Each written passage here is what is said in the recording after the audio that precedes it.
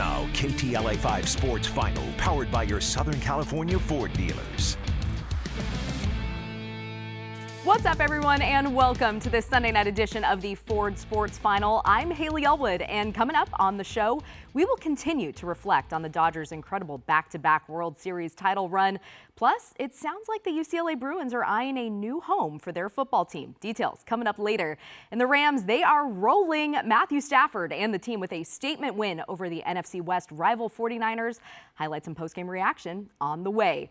But tonight we are kicking things off with the Chargers, who took to primetime hosting the Pittsburgh Steelers at SoFi Stadium on Sunday Night Football for a battle of two premier AFC squads. The Steelers entered tonight's contest atop the AFC North, while the Bolts were sitting in second place in the AFC West, but very much in the playoff picture. So here we go. Let's go to SoFi. World Series champion Mookie Betts in the house. Keenan Allen entered the day one catch away from tying Antonio Gates for the most receptions in Chargers history. More on him in a moment. First quarter, Steelers up 3-0 until Khalil Mack. He sacks Aaron Rodgers in the end zone for the safety to make it 3-2. Mack becomes the second player in NFL history with 35 sacks with three different teams. Later on, Justin Herbert finding Ladd McConkey for the 15-yard touchdown. Chargers lead 12-3. Steelers down 15-3 early in the fourth, but Pittsburgh, they have no chance but to go for it on fourth down. Rodgers cannot connect with DK Metcalf. Turnover on downs. The Chargers, they answer by driving all the way down the field, and Kamani Vidal punches it in for a 2-yard touchdown and a 22-3 Chargers lead. Vidal with 108 all-purpose yards. Now, as for Keenan Allen, he needed 2 catches. He got them. Passes Gates is the all-time franchise leader in receptions with 956. Get that jersey in Canton. Chargers win 25-10. And here's Rashawn Haylock with more from Inglewood. With the win, the Chargers maintain ground in the AFC West standing, sitting in second just behind the Broncos. But the Bolts hit the road to the Sunshine State next Sunday when they'll face the Jacksonville Jaguars and return to the scene of the 2024 AFC wildcard loss.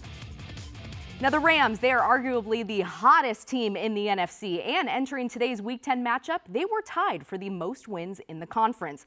Winners of 3 straight, but looking to avenge their Week 5 overtime loss to their division rival, San Francisco 49ers. So over to Levi's Stadium, where we find MVP candidate Matthew Stafford, who lit it up again today. First quarter, Rams up 7-0. Matthew Stafford, the screen to Puka Nacua, who will not be denied, and takes it 22 yards to the house to get his team rolling early in the Bay. The Niners, they had a chance to respond. Mac Jones finds Jawan Jennings. However, Cam Curl punches the ball out. Cameron Kinchins recovers and takes it to the 40-yard line. Everything coming up roses for LA. Stafford then leads the Rams down the field. He ends up rolling right, waits until the last second before he finds Davis Allen wide open in the back of the end zone. Rams up 21-7 at the half. Third quarter, more of the same. Stafford finding Devontae Adams for a 2-yard touchdown and make it 400 career touchdown passes for number 9. But in the fourth, Adams appears to injure himself on this play. However, Sean Fay says it's an oblique injury and noted Adams could have returned if the game were close. But good news for the Rams, it wasn't. They kept it going. Stafford again, this time a no-look pass to a wide-open Colby Parkinson for the 16-yard touchdown.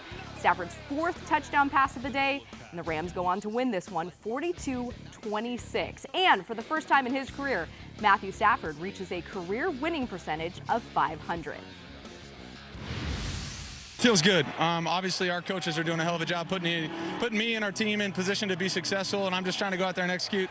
I'm lucky enough to throw to unbelievable players, hand it off to great backs, stand behind a great offensive line. So I'm just loving the experience, trying to get everything I can out of it, and help this team win ball games. He instills a belief every time that he's at the switch for us, and guys play well around him. You want to do right by him. He makes me a better coach, and certainly don't take for granted how lucky I am to be able to work with him, and I know our team feels the same way.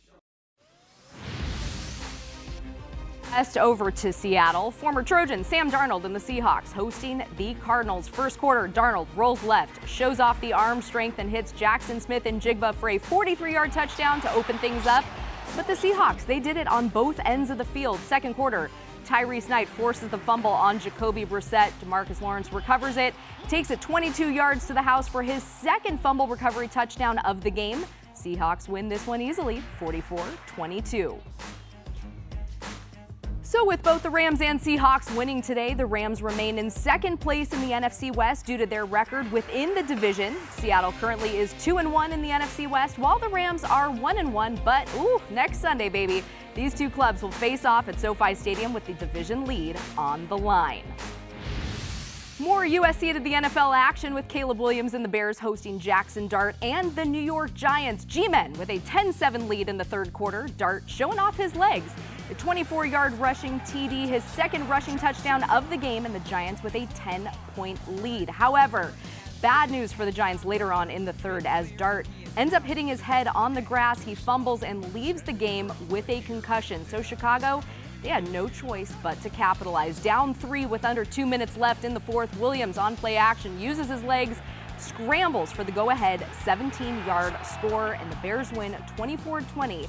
The Giants become the second team since the 1970 merger to lose multiple games after leading by over 10 points in the final 4 minutes of the fourth quarter. Now the Lakers, they started the season off strong and entered last night's road game in Atlanta winners 7 of 9, but we all have to come back to reality at some point, and the purple and gold got rocked in the ATL yesterday, losing by 20 points. Now, albeit the Lake Show, they have been without the services of Austin Reeves, who has been sidelined for the last 3 games with a right groin strain, and they've been without LeBron James so far this season due to sciatica. The Lakers back at it tomorrow night in Charlotte and hope to clean up their play as the purple and gold were sloppy in that loss to the Hawks, committing 19 turnovers. They just outplayed us at the end of the day. We struggled defensively. We had some turnovers that were, not very good, and they were scoring off the turnovers, which obviously doesn't help. At the end of the day, it's really just up to that first group that starts to come out and set the tone, and we just got to do a better job of that.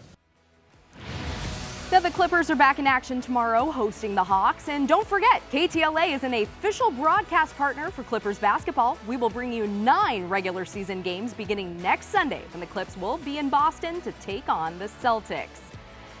Now the USC Trojans, they are moving on up in the rankings this week after an impressive home win against Northwestern on Friday at the Coliseum. The Trojans jumped 3 spots to number 17 in the latest Associated Press Top 25 poll. SC is still very much in the college football playoff mix with just 3 games remaining. Next up for the Trojans, they'll host Iowa on Saturday.